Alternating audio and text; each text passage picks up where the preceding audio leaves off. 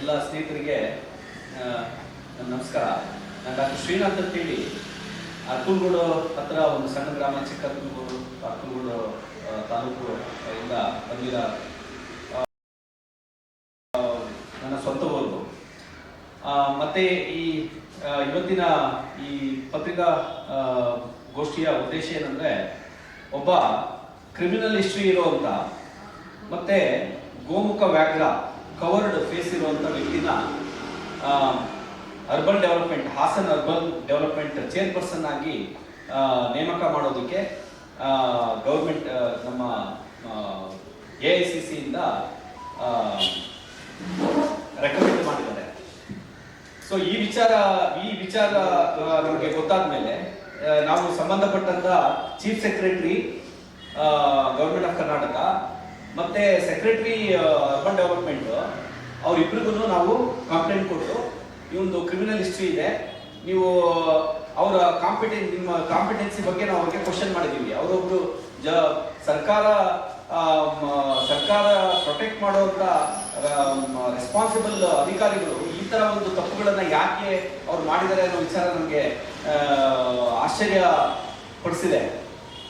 ಇಂಥ ದೊಡ್ಡ ಪೊಸಿಷನ್ಗೆ ಅಧಿಕಾರಿಗಳು ಅವನ ಬ್ಯಾಕ್ಗ್ರೌಂಡ್ ತಿಳ್ಕೊಳ್ಳೋದಲ್ಲೇನೆ ಇಂಥ ದೊಡ್ಡ ಮೇಲ್ನೋಟಕ್ಕೆ ಕಾಣಿಸುವಂತ ಅಪರಾಧ ಮಾಡಿದ್ರು ಕೂಡ ಅದನ್ನೆಲ್ಲ ಅವಾಗ ಅದನ್ನು ಎಸ್ಟಾಬ್ಲಿಷ್ ಮಾಡೋಕ್ಕಾಗ್ದಲೆ, ಅದನ್ನು ಅವರು ಕಂಡುಹಿಡಿಯಕ್ಕಾಗ್ದಲೆ ಇಂಥ ಡಿಸಿಷನ್ಗೆ ಅವರು ಟಾಲರೇಟ್ ಮಾಡ್ಕೊಂಡಿದ್ದಾರೆ ಅಂತಂದ್ರೆ, ಇಲ್ಲಿ ಸ್ಯಾಂಕ್ಟಿಟಿ ನಮ್ಮ ಈಗ ಸರ್ಕಾರದಲ್ಲಿ ಅಥವಾ ಸೆಕ್ರೆಟರಿಯೇಟ್ಗಳಲ್ಲಿ ಅವರು ಕಾಂಪಿಟೆನ್ಸಿನ ಇಲ್ಲಿ ಪ್ರೂವ್ ಮಾಡ್ತಾ ಇದೆ. ಅದಕ್ಕೆ ಅವರಿಗೆ ನೀವು ಜವಾಬ್ದಾರಿಯುತವಾಗಿ ಕಾನೂನಾತ್ಮಕವಾಗಿ ಇದಕ್ಕೆ ಕ್ರಮ ತಗೋಬೇಕು ಅಂತ ಹೇಳಿ ನಾವು chief secretary government of Karnataka ಮತ್ತೆ ಅರ್ಬನ್ ಡೆವಲಪ್ಮೆಂಟ್ ಸೆಕ್ರೆಟರಿಗೆ ನಾವು ಮನವಿ ಕೊಟ್ಟಿದ್ದೀವಿ. ಈಗ ಇವನ್ ವಿಚಾರವಾಗಿ ಮೂಲತಃ ಇವನು ಅರಸೀಕೆರೆ ನಾವು ಈ ಸಮಾಜದಲ್ಲಿ, ನಾನು ಕುರುಬ ಸಮಾಜಕ್ಕೆ ಹಿಂದುಳಿದ ವರ್ಗಕ್ಕೆ ಸೇರಿದಂತ ವ್ಯಕ್ತಿ. ನಾವು ಆಲ್ಮೋಸ್ಟ್ 30 ವರ್ಷದಿಂದ ನಮ್ಮ ವಿದ್ಯಾರ್ಥಿ ಜೀವನದಿಂದ ನಾವು ಸಾಮಾಜಿಕ ಹೋರಾಟ ರಾಜ್ಯ ಮಟ್ಟದಲ್ಲಿ, ದೇಶ ಮಟ್ಟದಲ್ಲಿ, ಅಂತಾರಾಷ್ಟ್ರೀಯ ಮಟ್ಟದಲ್ಲಿ ಹೋರಾಟ ಮಾಡ್ಕೊಂಡು ಬಂದು ಮತ್ತೆ ಸಾಕಷ್ಟು ವಿದ್ಯಾಭ್ಯಾಸ ಮತ್ತೆ ಪ್ರಪಂಚ ನೋಡಿ ಸರಿ ಯಾವುದು, ತಪ್ಪು ಯಾವುದು, ನ್ಯಾಯ ಯಾವುದು, ಸಾಮಾಜಿಕ ನ್ಯಾಯ ಯಾವುದು, ಈ ವಿಚಾರಗಳನ್ನ ಕಾಂಪಿಟೇಟಿವ್ ಆಗಿ ಅರ್ಥ ಮಾಡಿಕೊಂಡು ನಮ್ಮ ಮಾನ್ಯ ಮುಖ್ಯಮಂತ್ರಿಗಳು ಮಾಡಿರುವಂತ ಈ ದೊಡ್ಡ ಅನಾಹುತ ನಮ್ಗೆ ಆಶ್ಚರ್ಯ ಬಂದಿದೆ. ಯಾಕೆಂದ್ರೆ ಅವರು ಮಾತಾಡಿದ್ರೆ ಸೋಷಿಯಲ್ ಜಸ್ಟಿಸ್ ಅಂತ ಹೇಳ್ತಾರೆ, ಮಾತಾಡಿದ್ರೆ ನಾನು ಅಡ್ವೊಕೇಟ್ ಅಂತ ಹೇಳ್ತಾರೆ, ಮಾತಾಡಿದ್ರೆ ನಾನು ಓದ್ಕೊ ಬಂದಿದ್ದೀನಿ ಅಂತ ಹೇಳ್ತಾರೆ. ಮತ್ತೆ ವಾಕಲ್ಲಿ ಅವರ ನಡತೆನಲ್ಲಿ ಇಂಥ ದೊಡ್ಡ ಅಪರಾಧ ಹೇಗ್ ನಡೀತು, ಇಂಥ ದೊಡ್ಡ ತಪ್ಪು ಹೇಗ್ ನಡೀತು, ಇದು ನಡತೆಯಲ್ಲಿ ಇರ್ಬೇಕು. ಮಾತು ಎಲ್ಲರೂ ಮಾತಾಡ್ತಾರೆ, ನಡತೆ ಮುಖ್ಯ. ನಡತೆಯಲ್ಲಿ ಮೇಲ್ನೋಟಕ್ಕೆ ಕಾಣಿಸ್ತಾ ಇದೆ. ಇಲ್ಲಿ ನಾವು ಸ್ವತಃ ಮಾನ್ಯ ಮುಖ್ಯಮಂತ್ರಿಗಳನ್ನ ಭೇಟಿ ಮಾಡಿ ಎಲ್ಲಾ ಸಾಕ್ಷಿ ಸಮೇತ ಇವನು ಈ ತರ ಕಲ್ಪಿಟ್ಟಿದ್ದಾನೆ, ಈ ತರ ಮುಖವಾಡ ಧರಿಸ್ಕೊಂಡಿದ್ದಾನೆ, ಜನಗಳಿಗೆ ಮೋಸ ಮಾಡ್ತಾನೆ, ಏನು ದ್ರೋಹ ಮಾಡ್ತಾನೆ, ನಂಬಿಕೆ ದ್ರೋಹ ಮಾಡ್ತಾನೆ.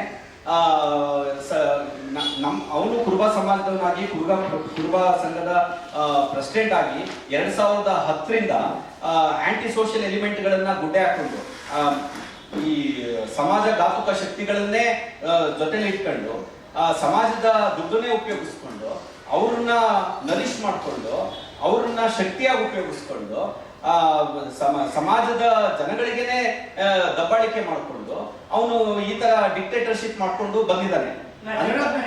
ಈ ಭವನ ನಿರ್ಮಾಣದಲ್ಲಿ ಎಷ್ಟಾಗಿದೆ ಅಂತ ನೀವು ಏನ್ ತರ ಆಗಿದೆ? ಅಲ್ಲ, ಇದು ಭವನ ನಿರ್ಮಾಣ ಈಗಷ್ಟು ಶಂಕುಸ್ಥಾಪನೆ ಆಗಿದೆ, ಇನ್ನೂ ಇದಾಗಿಲ್ಲ, ಸ್ಟಾರ್ಟ್ ಆಗಿದೆ. ಹೌದು, ನೀವು ಯಾಕೆ ಇಲ್ಲ, ಭವನ ನಿರ್ಮಾಣ ವಿಚಾರದಲ್ಲಿ ಇವರು ಅಡ್ವೊಕೇಟ್ ಮಂಜುನಾಥ್ ಮತ್ತೆ ಕುರುಬ ಸಮಾಜದ ಬುಡಕಟ್ಟು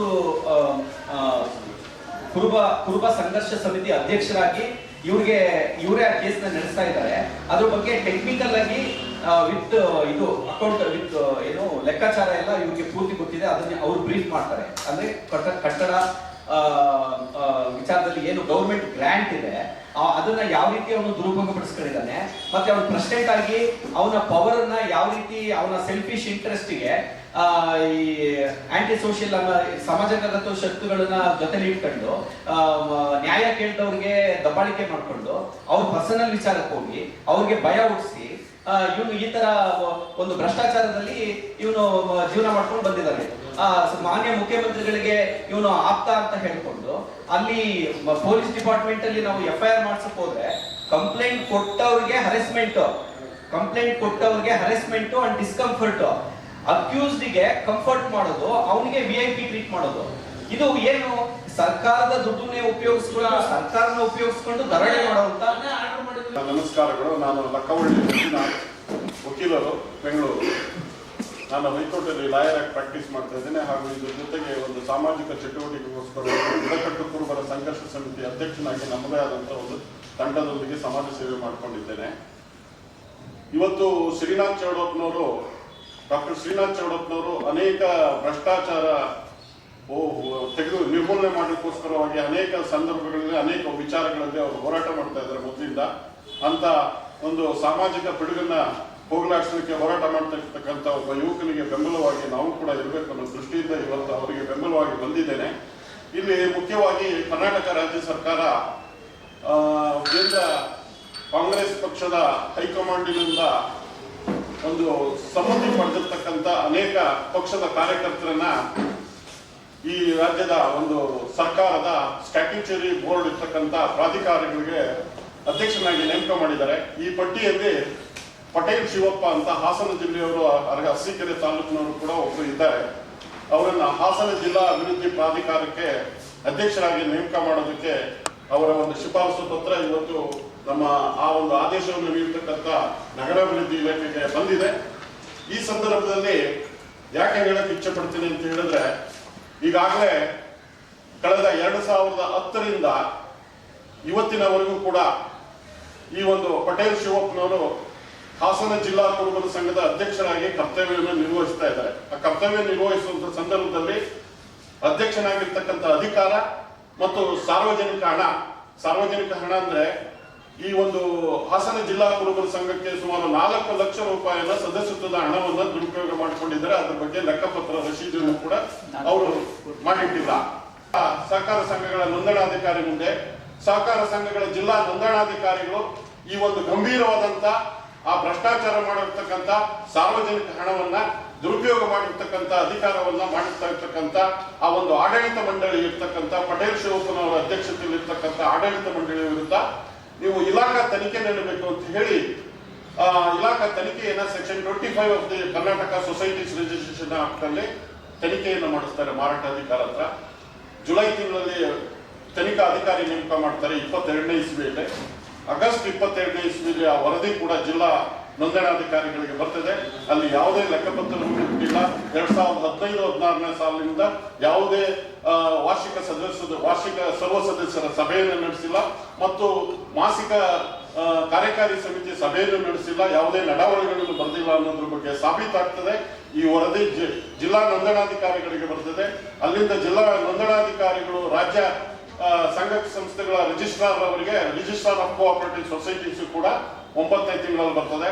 ಅದು ಸರ್ಕಾರದ ಕಾರ್ಯದರ್ಶಿಗಳಿಗೆ 10ನೇ ತಿಂಗಳು ಹೋಗ್ತದೆ.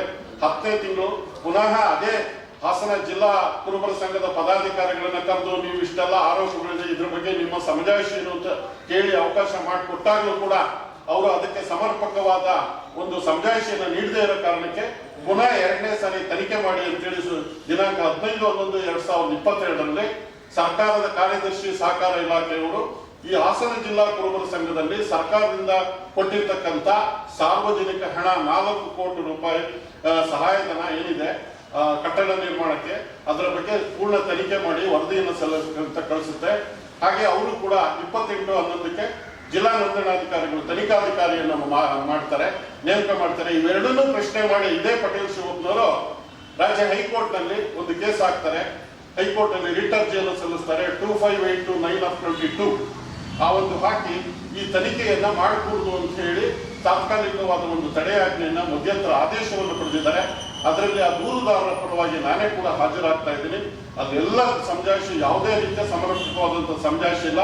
ಆ ಕಾರಣಕ್ಕಾಗಿ ಅವರು ಭ್ರಷ್ಟಾಚಾರ ಮಾಡಿರೋದು ಸಂಪೂರ್ಣವಾಗಿ ಖಚಿತವಾಗಿದೆ ಇಲಾಖಾ ತನಿಖಾ ಇದರ ಮೇಲೆ. ಅದಲ್ಲದೆ ಇವ್ರ ಬಗ್ಗೆ ಈಗಾಗಲೇ ಹಾಸನ ಜಿಲ್ಲಾ 4ನೇ ಮ್ಯಾಜಿಸ್ಟ್ರೇಟ್ ಕೋರ್ಟ್ನಲ್ಲಿ FIR ಕೂಡ ದಾಖಲಾಗಿದೆ. ಕ್ರಿಮಿನಲ್ ಅಪರಾಧ ಸೆಕ್ಷನ್ 471, 406, 419, 420 ಇದೇ ಪಟೇಲ್ ಶಿವಕುಮಾರ್ ಕ್ರಿಮಿನಲ್ ಅಪರಾಧದ ವಿಚಾರಣೆ ನಡೀತಾ ಇದೆ. ಈ ಹಂತದಲ್ಲಿ ಒಬ್ಬ ಪಕ್ಷದ ಕಾರ್ಯಕರ್ತ ಕ್ರಿಮಿನಲ್ ಅಪರಾಧವನ್ನ ಎದುರಿಸ್ತಾ ಇರ್ತಕ್ಕಂಥ ಅದಿನ್ನೂ ಅದರಿಂದ ಮುಕ್ತವಾಗದೆ ಇರುವಂತ ಸಂದರ್ಭದಲ್ಲಿ ಒಂದು ಸಮಾಜದ ಒಂದು ಜನಾಂಗದ ಜಿಲ್ಲಾ ಸಂಸ್ಥೆಯಲ್ಲಿ ಸುಮಾರು ಕೋಟ್ಯಂತರ ರೂಪಾಯಿ ಹಣವನ್ನು ದುರುಪಯೋಗ ಮಾಡಿರ್ತಕ್ಕಂಥ ವ್ಯಕ್ತಿಯನ್ನ ಕಾಂಗ್ರೆಸ್ ಪಕ್ಷದ ಹೈಕಮಾಂಡ್ ಮತ್ತೆ ಮಾನ್ಯ ಮುಖ್ಯಮಂತ್ರಿಗಳು ಕೂಡ ಅದಕ್ಕೆ ಸಮ್ಮತಿ ನೀಡಿ ಅವರನ್ನ ನೇಮಕ ಮಾಡತಕ್ಕಂಥದ್ದು ಇದು ಕಾನೂನಾತ್ಮಕವಾಗಿ ಸಮರ್ಪಕವಲ್ಲ, ಸಾಮಾಜಿಕ ಹಿತದೃಷ್ಟಿಯಿಂದ ಸರಿನೂ ಅಲ್ಲ. ಹಾಗೂ ಸಾರ್ವಜನಿಕ ಹಣ ಈಗಾಗಲೇ ಸಣ್ಣ ಸಂಸ್ಥೆಯಲ್ಲಿ ಹಾಸನ ಜಿಲ್ಲಾ ಕುರುಬರ ಸಂಘದಂತ ಒಂದು ಸಣ್ಣ ಸಂಸ್ಥೆಯಲ್ಲೇ 4 ಕೋಟಿ ಭ್ರಷ್ಟಾಚಾರ ಮಾಡಿರ್ತಕ್ಕಂಥ ಸುಮಾರು 4,000-5,000 ಕೋಟಿ ರೂಪಾಯಿಗಳ ಒಂದು ದೊಡ್ಡ ಯೋಜನೆಗಳು ಹಾಸನ ಜಿಲ್ಲೆಯಲ್ಲಿರ್ತಕ್ಕಂಥ ಹಾಸನ ನಗರದ ಅಭಿವೃದ್ಧಿಗಾಗಿ ಸರ್ಕಾರ ಕೊಡಬಹುದಾದಂತ ಸುಮಾರು 5-10 ಸಾವಿರ ಕೋಟಿ ರೂಪಾಯಿಗಳ ಯೋಜನೆಗಳನ್ನ ಎಷ್ಟು ದುರುಪಯೋಗ ಮಾಡ್ಕೋಬಹುದು ಅನ್ನೋದು ಕೂಡ ಮೇಲ್ನೋಟಕ್ಕೆ ಕಂಡು ಬರ್ತಾ ಇದೆ. ಆದ್ರಿಂದ ಇವರು ಅನರ್ಹ ವ್ಯಕ್ತಿ. ಇವರು ಆ ಒಂದು ಸ್ಥಾನಕ್ಕೆ ಒಂದು ಸ್ಟ್ಯಾಟ್ಯೂಟರಿ ಬೋರ್ಡ್ ಇರ್ತಕ್ಕಂಥ ಹಾಸನ ನಗರಾಭಿವೃದ್ಧಿ ಪ್ರಾಧಿಕಾರಕ್ಕೆ ಸಮರ್ಪಕ ವ್ಯಕ್ತಿ ಅಲ್ಲ. ಆದ್ರಿಂದ ಮುಖ್ಯಮಂತ್ರಿಗಳು ತಮ್ಮ ಶಿಫಾರಸನ್ನ ವಾಪಸ್ ತಗೊಳ್ಬೇಕು. ಕಾಂಗ್ರೆಸ್ ಪಕ್ಷದ ನಿಷ್ಠಾವಂತ ಪ್ರಾಮಾಣಿಕ ಕಾರ್ಯಕರ್ತರಿಗೆ ಅವಕಾಶ ಮಾಡಿಕೊಡ್ಬೇಕು. ಯಾವುದೇ ಒಂದು ಜನಾಂಗದಲ್ಲಿ ಇರಲಿ ಅಥವಾ ಬೇರೆ ಜನಾಂಗದಲ್ಲಿ ಇರಲಿ ಭ್ರಷ್ಟಾಚಾರ ಮಾಡುವ ವ್ಯಕ್ತಿಗೆ ಯಾವುದೇ ಸರ್ಕಾರ ಕೂಡ ಪ್ರೋತ್ಸಾಹಿಸಬಾರದು. ಈ ನಿಟ್ಟಿನಲ್ಲಿ ಅವರನ್ನ ಸ್ಥಾನಕ್ಕೆ ನೇಮಕ ಮಾಡಬಾರದು ಅಂತ ಹೇಳಿ ಸರ್ಕಾರವನ್ನು ಒತ್ತಾಯ ಮಾಡ್ತೇವೆ. ಇಷ್ಟು ಭ್ರಷ್ಟಾಚಾರ ಆರೋಪಗಳು ಇರ್ತಕ್ಕಂಥ ವ್ಯಕ್ತಿಯನ್ನ ಸರ್ಕಾರ ಅಥವಾ ನಗರಾಭಿವೃದ್ಧಿ ಪ್ರಾಧಿಕಾರ ಇಲಾಖೆ ಸಚಿವಾಲಯ ಅವರ ಒಂದು ಅಧ್ಯಕ್ಷ ಸ್ಥಾನದ ಅಧಿಕಾರದ ಆದೇಶ ನೀಡಿದ್ರೆ ಆ ಆದೇಶ ದೊರಕಿದ ನಂತರ ಇದನ್ನ ಮುಂದೆ ಶ್ರೀನಾಥ್ ಚೌಡಪ್ಪನವರು ನ್ಯಾಯಾಲಯದಲ್ಲಿ ಕಾನೂನಾತ್ಮಕವಾಗಿ ಪ್ರಶ್ನೆ ಮಾಡಲಿದ್ದಾರೆ. ಆದ್ರಿಂದ ಸರ್ಕಾರ ಈ ಹಂತದಲ್ಲೇ ಅವರ ಒಂದು ಶಿಫಾರಸನ್ನ ವಾಪಸ್ ತಗೊಂಡು ಸರಿಯಾದ ಕಾಂಗ್ರೆಸ್ ಪಕ್ಷದ ನಿಷ್ಠಾವಂತ ಕಾರ್ಯಕರ್ತನಿಗೆ ಅವಕಾಶ ಕಲ್ಪಿಸಿಕೊಡ್ಬೇಕು ಅಂತ ಹೇಳಿ ಈ ಒಂದು ಪತ್ರಿಕಾಗೋಷ್ಠಿಯ ಮೂಲಕ ಶ್ರೀನಾಥ್ ಚೌಡಪ್ಪನವರ ಒಂದು ಬೇಡಿಕೆಗೆ ಬೆಂಬಲವಾಗಿ ನಾನು ಕೂಡ ಬಂದಿದ್ದೇನೆ. ನನ್ನ ಅನಿಸಿಕೆಯನ್ನು ತಿಳಿಸಿದ್ದೇನೆ. ನಾವು ಎಲ್ಲ ಅವಕಾಶ ಮಾಡಿಕೊಟ್ಟಿದ್ದಕ್ಕಾಗಿ ನನ್ನ ವಂದನೆ ತಿಳಿಸಿ ನಾನು ಮಾತನ್ನು ಮುಗಿಸ್ತೇನೆ. ಏನಾದ್ರು